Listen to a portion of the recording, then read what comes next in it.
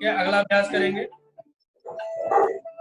अपने उल्टा हाथ से सिर को पकड़ लीजिए, दूसरी तरफ को आ जाओ पापा। आराम से खींचेंगे, बहुत आराम से रोक के रखेंगे थोड़ा।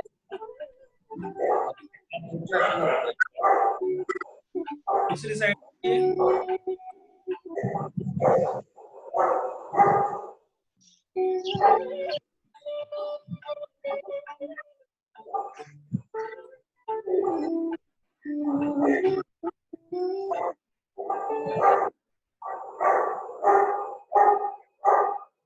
गर्दन के ऊपर घुमाए धीरे धीरे आराम से।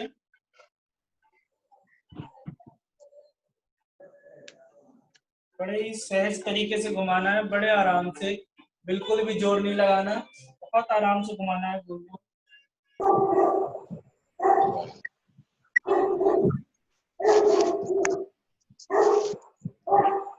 दिशा में,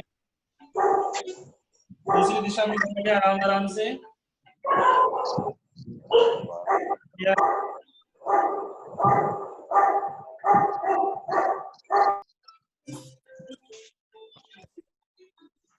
चलिए अगला अभ्यास, दोनों हाथों को सामने कर लेंगे, चाहे थोड़ी देर खोलिए, बंद कीजिए, खोलिए, लगातार इसको करते रहिए।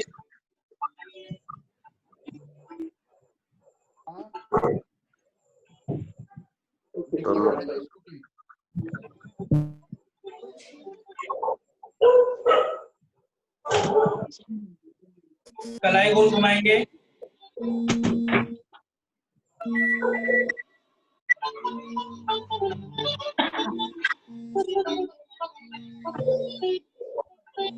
सभी करिए, सभी घुमाइए। अरुण जी, नीरज जी हाथ को चलाइए।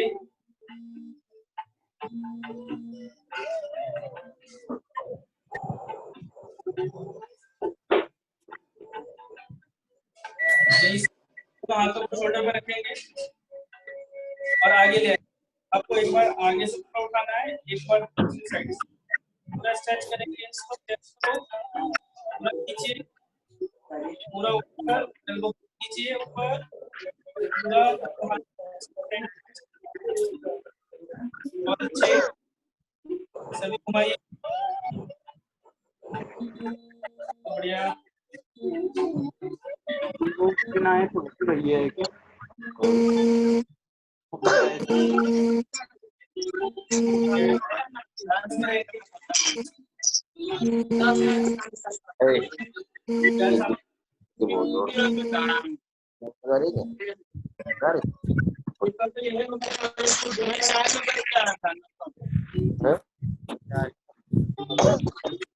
वीडियो का आपको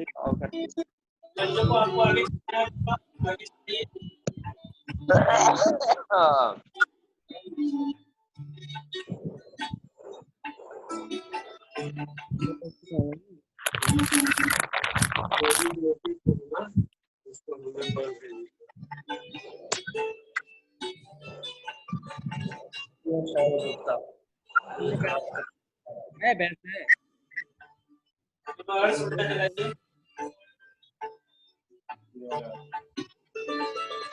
अब करेंगे हम नाव का संचालन।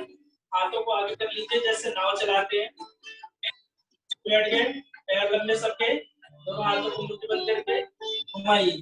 चलिए आगे की तरफ जैसे नाव चलाते हैं, घुमाइए सभी, बहुत बढ़िया, पूरा आगे की तरफ घुमाइए।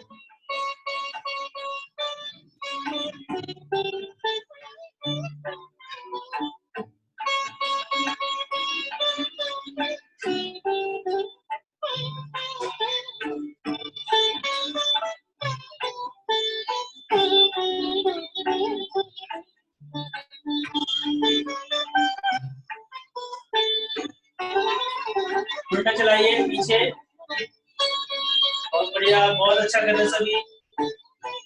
अरुण जी आप भी करो,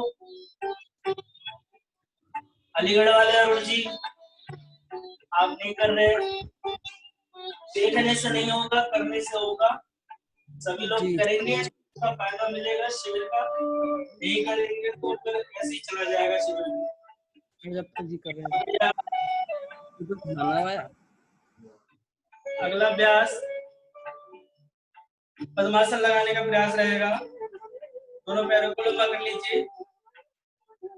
एक पैर को उठा करके अपने थाइस के ऊपर रखिए, फिर दूसरे पैर को उठा करके अपने थाइस पर रख लीजिए। ठीक है, ये पद्मासन की स्थिति है आपकी।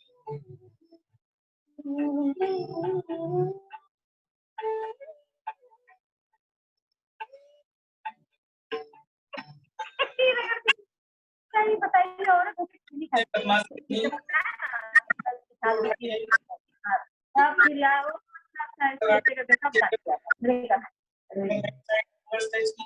वही हम कल देखे जाते हैं और बोले ना भैया चलिए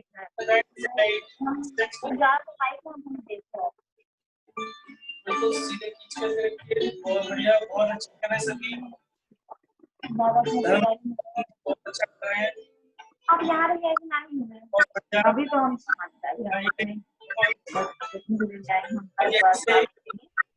हम करेंगे गुप्त पद्मासन, बहुत ही आसान और ऑफिस का काम करते कैसे करते हैं इसको हम पद्मासन लगा कर और पद्मासन में ही कट जाएंगे और आगे की तरफ लेट जाएंगे।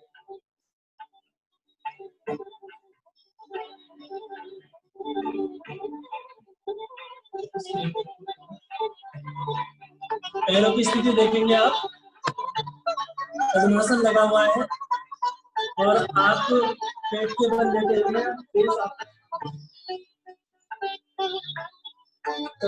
सभी होल्ड करके रखते हैं इसी स्थिति में।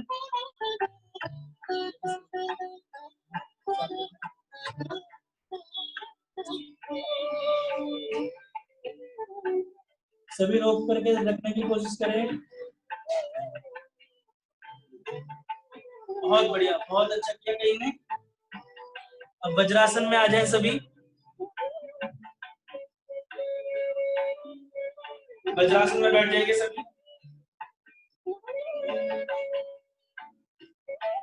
ये वज्रासन की स्थिति है। वज्रासन में बैठ जाए सभी।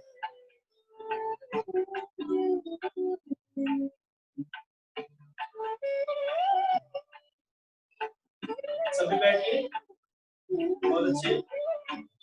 ये वज्रासन एकमात्र ऐसा आसन है जिसे आप भोजन के बाद जरूर करना चाहिए। नियम ये कहता है कि कोई भी आसन आप भोजन के बाद नहीं कर सकते, लेकिन सिर्फ और सिर्फ ये वज्रासन है जिसे आप भोजन के बाद कर सकते हैं।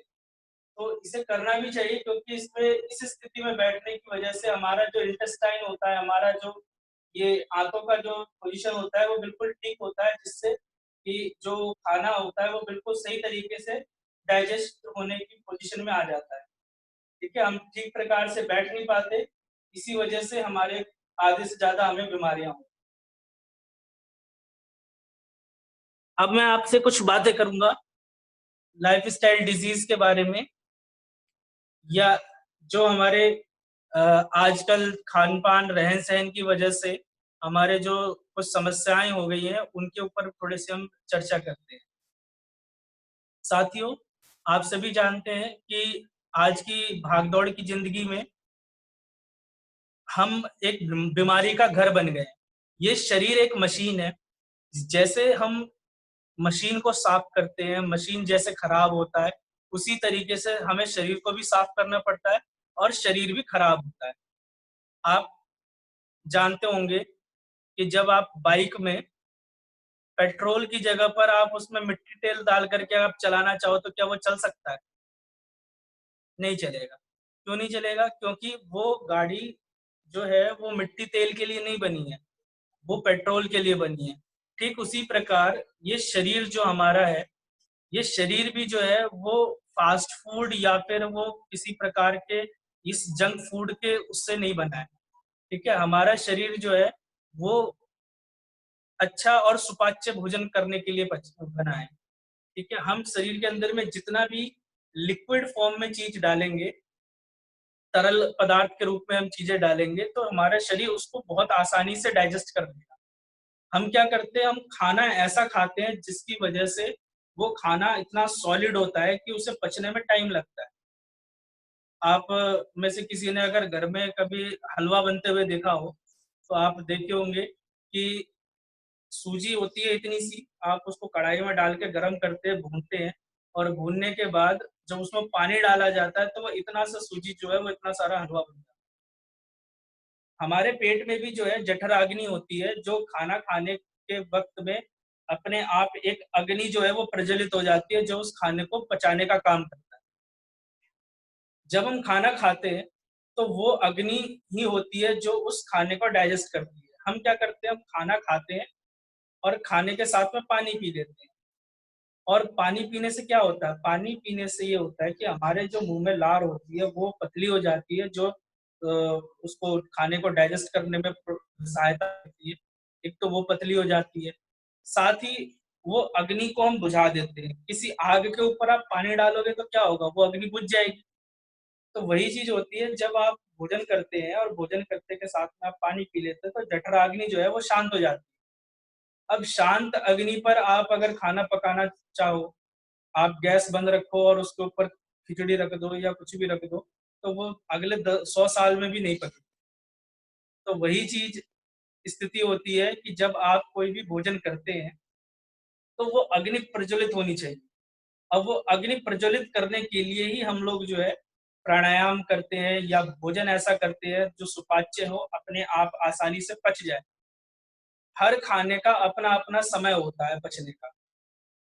हम अगर ये सोचे कि खाली सिर्फ और सिर्फ हम चावल पे रह जाएं या रोटी पे रह जाएं, दाल पे रह जाएं, तो ऐसा नहीं है।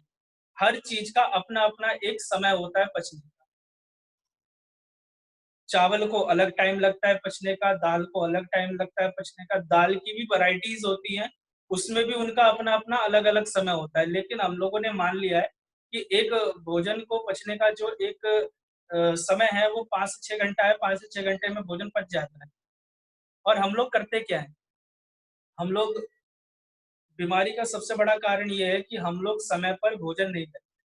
समय पर भोजन कैसे नहीं करते, हम सुबह उठते हैं, शरीर को सबसे ज्यादा एनर्जी की जरूरत होती है, और उसी समय हम लोग जो है सुबह का नाश्ता स्किप कर देते हैं। सुबह का नाश्ता हम लोग नहीं करते।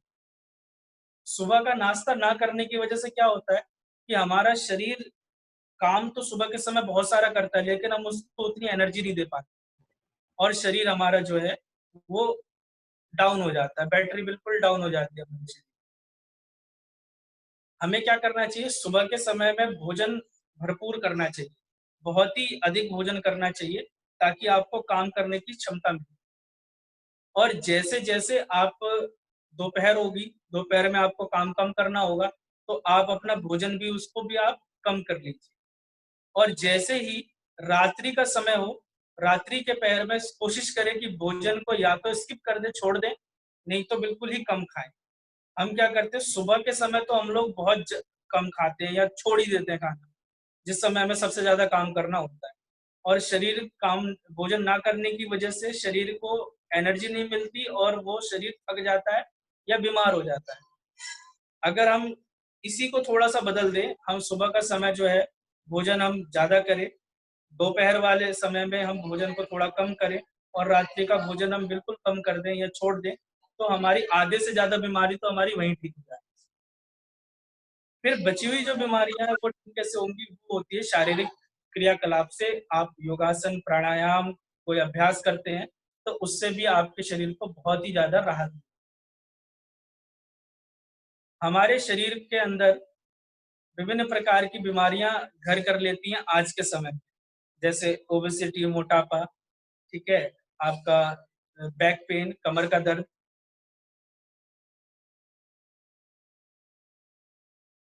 ओबेसिटी, मोटापा, बैक पेन यानी कमर दर्द, डायबिटीज, शुगर, आपका हाइपरटेंशन, बीपी हाई होना, और एक और बीमारी होती है अस्थमा। ये 5 बीमारी ऐसी हैं जो लाइफस्टाइल डिजीज है, जो हमारे आसपास हमारे एनवायरनमेंट के हिसाब से हमारे शरीर में हर दूसरे तीसरे आदमी को होता है।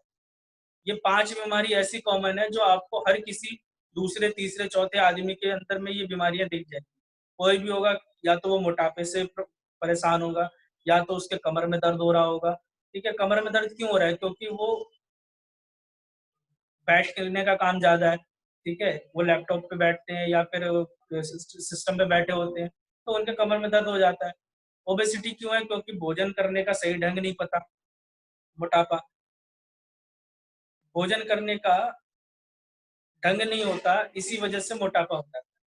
फिर उसके बाद पोल्यूशन, जो प्रदूषण है, प्रदूषण की वजह से सांस के माध्यम से हमारे लंग्स के अंदर में जो है वो ब्लॉकेज हो जाती है, और उसकी वजह से हमें अस्थमा की प्रॉब्लम भी जो है वो आ जाती है।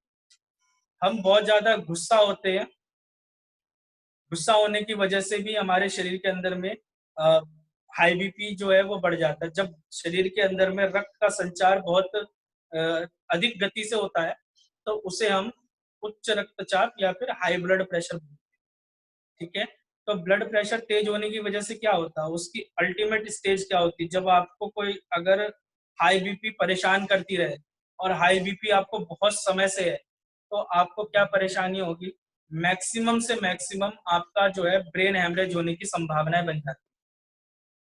क्योंकि क्या होता है, इसमें ब्लड का फ्लो बहुत तेज होता है, आपके नसों में जो है वो रक्त का संचार बहुत तेज होता है। दिमाग की नसों में जब वो उसका बहुत तेज बहाव होता है, और उसकी वजह से क्या होता है कि वो धीरे धीरे वो आपके दिमाग की जो नसें हैं उसको डैमेज करना शुरू कर देती है, ब्रेन हेमरेज की हेलो। संभावनाएं बढ़ जाती हैं। तो हाई बीपी हो, या फिर अस्थमा हो, ओबेसिटी हो, डायबिटीज हो, या सर्वाइकल हो, बैक पेन हो, कोई भी हो, इन सब चीजों को ठीक करने के लिए योगासन और प्राणायाम बहुत ही ज्यादा कारगर है। अच्छा, एक और चीज, जरूरी नहीं कि जो मैं बीमारी का इलाज धर्म प्रताप सिंह जी के लिए बता रहा हूँ, वो अरुण जी अलीगढ़ वाले के ऊपर भी वो फिट हो जाए, वो राज किशोर जी के ऊपर भी हो जाए, वो त्रिलोक जी पर भी हो जाए, नहीं होगा। सबके शरीर का अपना अपना एक सिद्धांत होता है, सबका अपना अपना एक अलग एनवायरनमेंट होता है, सबके काम करने की अलग क्षमता है। कोई किसी परिवेश से आता है, किसी के काम करने का पूरे दिन वो वर्कआउट ही करता है। ठीक है, कोई ऐसा होता है जो पूरे दिन सिर्फ लैपटॉप पे काम करता है। तो सबके अपने अपने कार्य क्षमता के अनुसार उनके शरीर के जो कार्य होते हैं वो भी बहुत ज्यादा अलग होते हैं।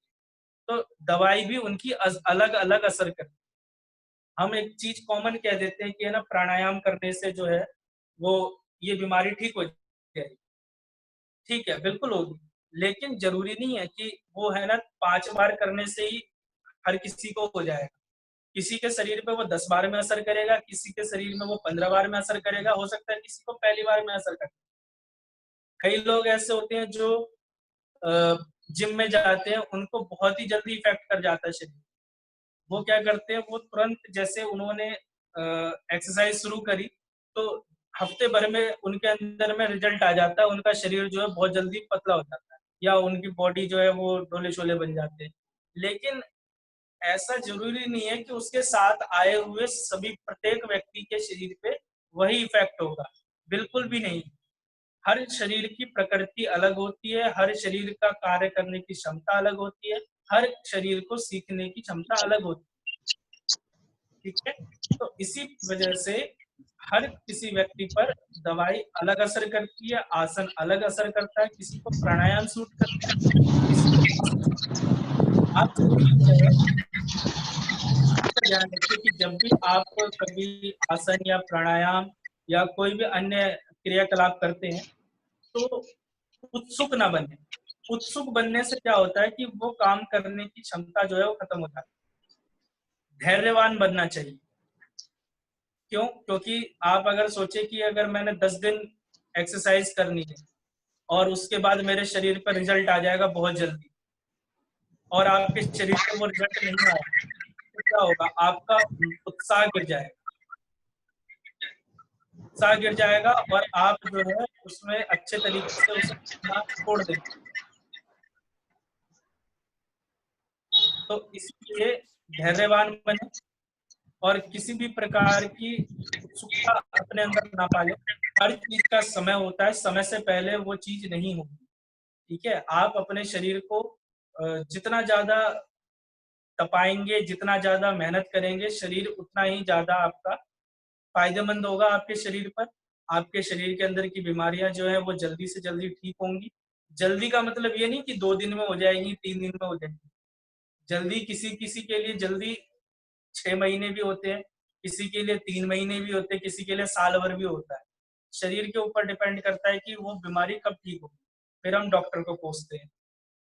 डॉक्टर की इसमें कोई गलती नहीं है। कुछ लोग मेरे इसमें साथी जो है डॉक्टर भी हैं, और कुछ लोग जो है योग के बहुत अच्छे प्रचारक भी हैं, बहुत अच्छा उनको योग की जानकारी भी है। तो सभी को अपने अपने विषय की बहुत अच्छी जानकारी है। हो सकता है मुझे उनके विषय से मैं शायद मैं हट रहा हूँ, मैं कुछ अलग बता रहा हूँ। ठीक है, देखिए, एक होता है आपके मनोस्थिति। आपको डॉक्टर जो है, जिनके घर में फैमिली डॉक्टर होते हैं, सुरेश जी जो जयपुर से हैं, डॉक्टर हैं वो कभी हमारे विद्यार्थी होते थे जयपुर में जब हम शिविर लगाते थे, तो वो हमारे विद्यार्थी भी थे। तो अभी वो मेरी बात को है ना ज्यादा अच्छे से समझेंगे कि एक फैमिली डॉक्टर होता है, तो उस फैमिली डॉक्टर के साथ हमारी दिमाग की कनेक्शन बन जाता है। अगर फैमिली डॉक्टर ने हमें कोई दवाई दे दी तो वो हमारे शरीर को असर कर जाती है। लेकिन वही दवाई, सेम दवाई, उतनी क्वांटिटी में अगर कोई दूसरा डॉक्टर हमें देता है तो हमें वो दवाई नहीं लगती। कई लोग ऐसे होते हैं जिसको पर्टिकुलर एक ही डॉक्टर की दवाई सूट करती है। क्यों? क्योंकि उसके प्रति उसका विश्वास बन गया। आपका जिसके प्रति विश्वास बन जाएगा, आप उसका कहा हुआ बात आप तुरंत मान लेंगे। आपकी उसको बताई हुई जितनी भी एक्टिविटी है उससे उसके शरीर पर बहुत जल्दी असर करेगा और वो बहुत जल्दी ठीक हो जाएगा। सबसे जरूरी है कि आपसी तालमेल, उनका आपस में एक दूसरे के साथ दिमागी कोऑर्डिनेशन बैठना चाहिए।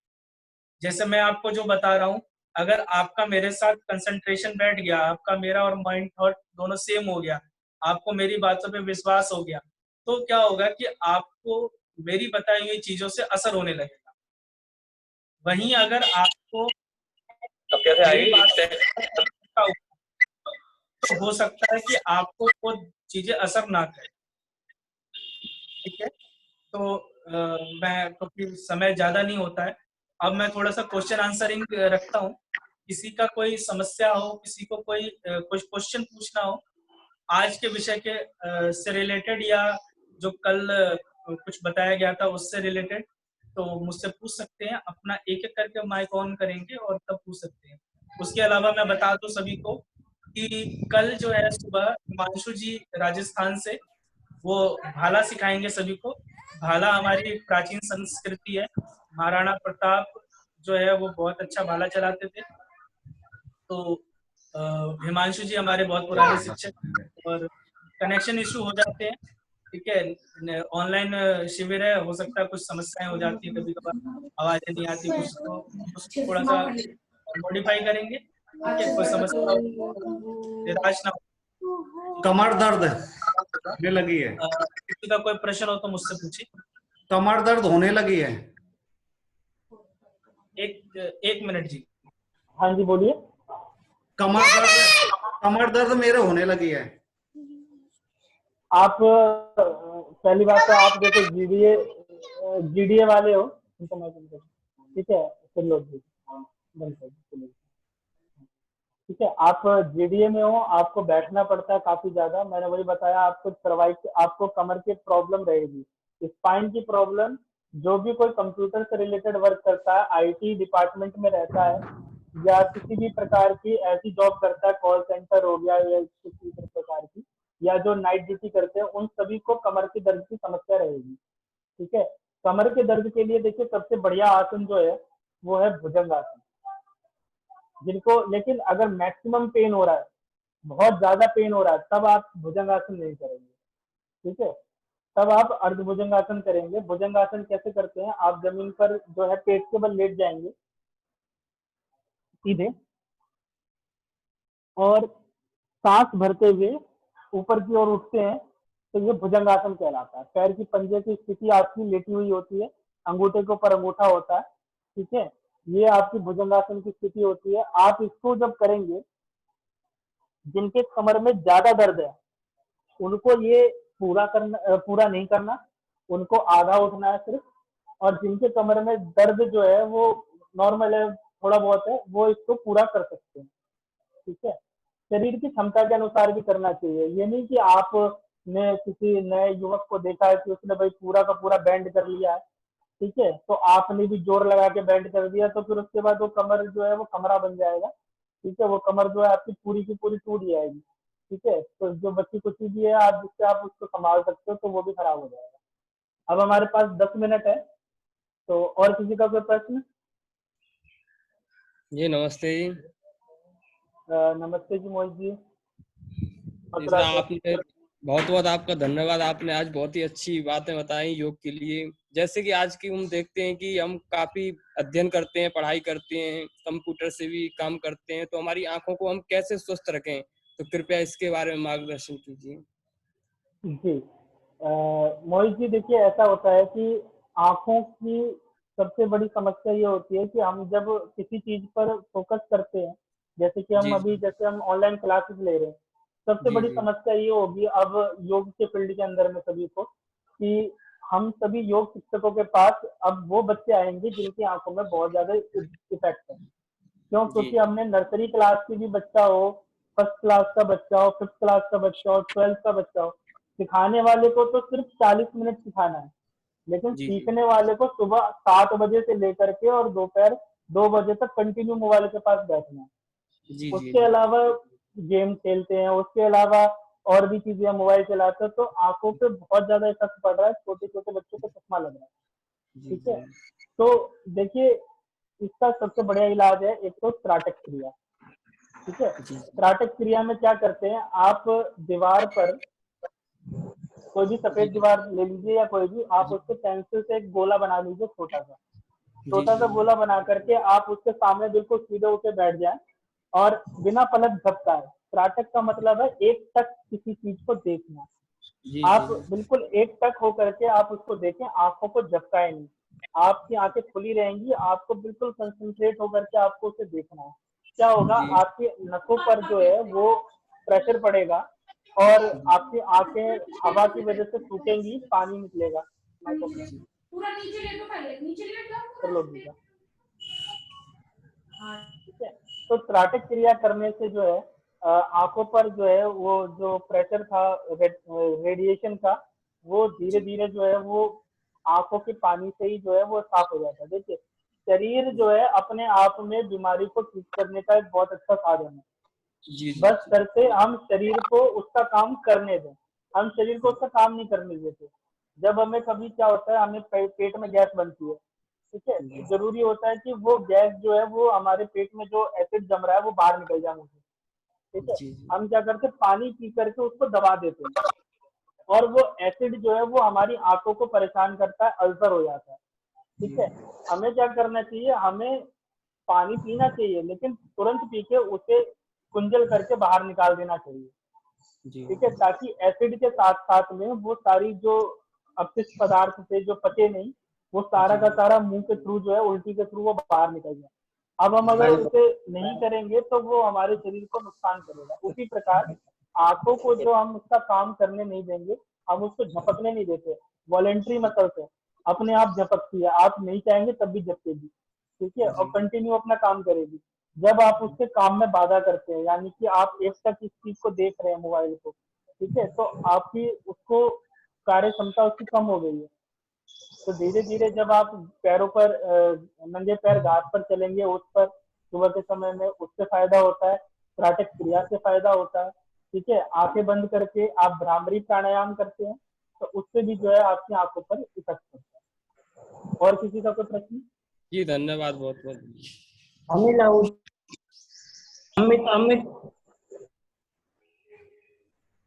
अमित हाँ बोलो बोलो, हेलो बोलो बोलो, मैं अमित यादव। अनिल आहूजा जी लखनऊ से। हाँ जी जी अमित ये लखनऊ से बोल रहा है। अमित यादव लखनऊ से। हाँ जी, हाँ जी, अमित जी बताइए। सर आपका प्रोग्राम मुझे बहुत अच्छा लगा।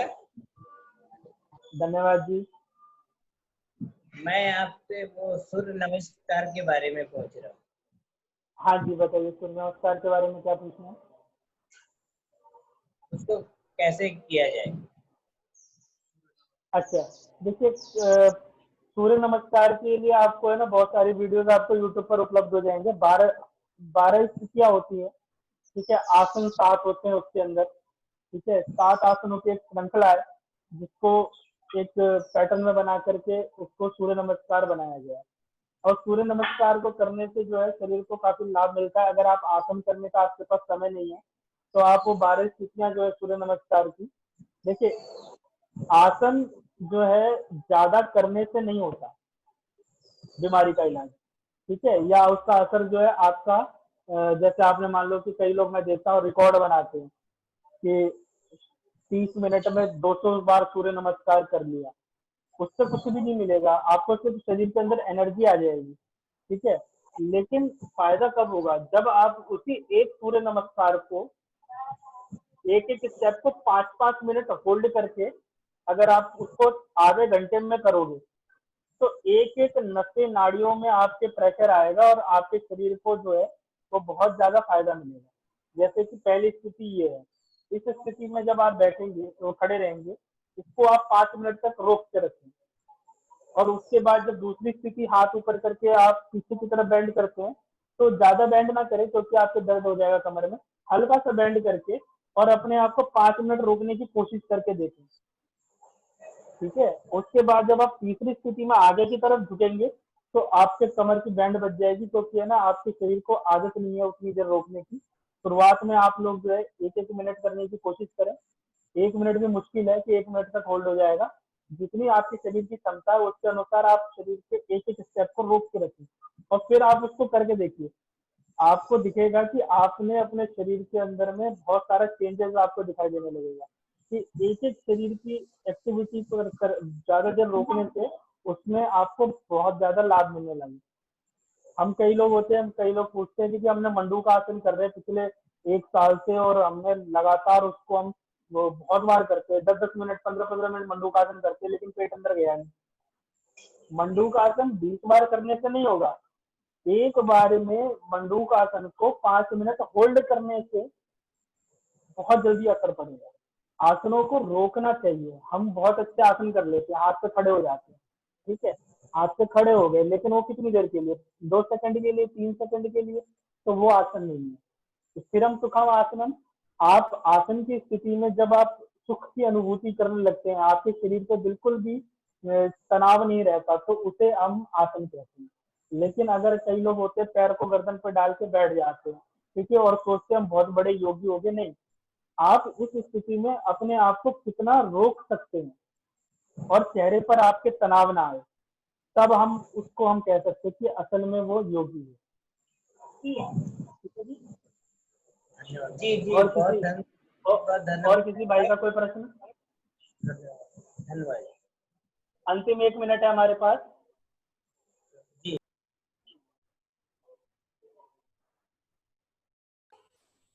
और कोई कुछ पूछना चाहेगा? ये आंखों की रोशनी कम होने लगी है।